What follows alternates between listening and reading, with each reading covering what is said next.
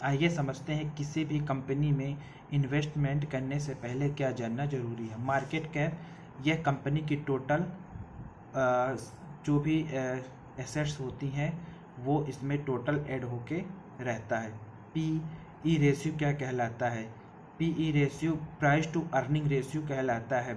इसमें स्टॉक, इससे हमें यह पता चलता है कि स्टॉक की कीमत जो है अभी प्रेजेंट में हमें महंगा मिल रहा है या सस्ता, इसलिए हमें पी ई रेशियो देखना बहुत ज़रूरी होता है। पी बी रेशियो क्या कहलाता है?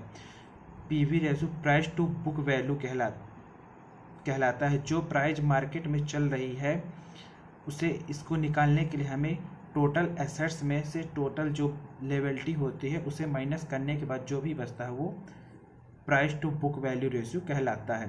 ये इंडस्ट्री पीई क्या कहलाता है? इसमें से जैसे हम इंडस्ट्री पीई में जैसे सीमेंट प्लांट के 2-3 कंपनी होंगे, किसी भी कंपनी का मान लीजिए 230 रुपये सीमेंट का रेट हो गया, किसी का 250 हो गया, किसी का 260 हो गया, ऐसे 3-4 कंपनियां जैसी हो गई। इन सभी कंपनियों को जोड़ने के बाद, वैल्यू जोड़ने के बाद उनमें से टोटल ऑफ कंपनी को भाग दे देते हैं, उसमें से जो वैल्यू निकल के आती है वो कहलाती है इंडस्ट्री का पी। डेब्ट ऑन इक्विटी क्या कहलाता है? डेब्ट ऑन इक्विटी से हमें यह पता चलता है कि मार्केट के ऊपर कितना अभी कर्ज है। यदि कंपनी को तो ज़्यादा कर्ज है, ज़्यादा लोन ली हुई है, तो हमें ऐसी कंपनी में इन्वेस्ट करने से बचना चाहिए।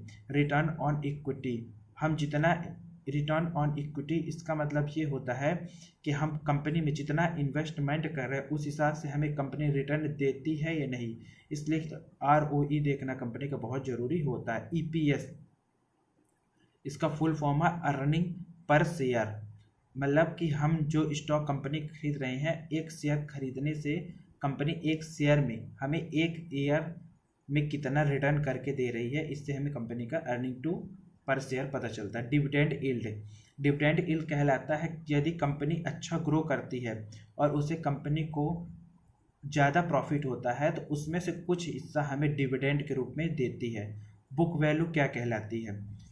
पीवी वैल्यू, बुक वैल्यू, इसके लिए हमें बुक वैल्यू जो भी मार्केट की हो, एसेट्स और लायबिलिटीज, इन सभी को जोड़ने के बाद मार्केट के ऊपर जितना लोन होता है उसे घटाने के बाद जो हमें मिलता है कंपनी का बुक वैल्यू कहलाता है। मान लीजिए किसी कंपनी की बुक वैल्यू 1000 रुपये है, उदाहरण के तौर पर हम आपको बता रहे हैं, और उसके पास एसेट्स 2000 के हैं और लायबिलिटी 2000 के, तो इन सभी को हम ऐड करेंगे तो कितना हो जाएगा?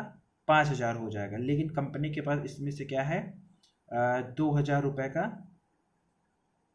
लोन है, उसे घटाने के बाद हमारे पास क्या बचेगा? 3000। तो ये हमारी क्या कहलाएगी?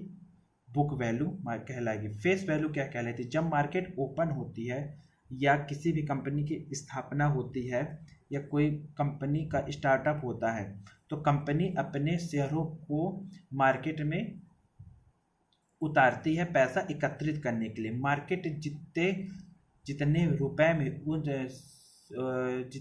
में उन शेयरों को सभी में बांटती है वो कहलाती है फेस वैल्यू।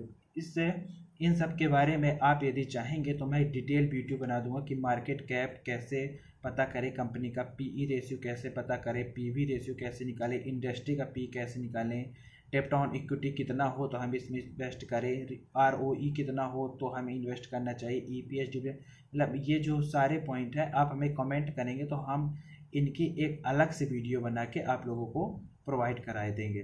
तो चलिए मिलते हैं आपको नेक्स्ट वीडियो में। धन्यवाद।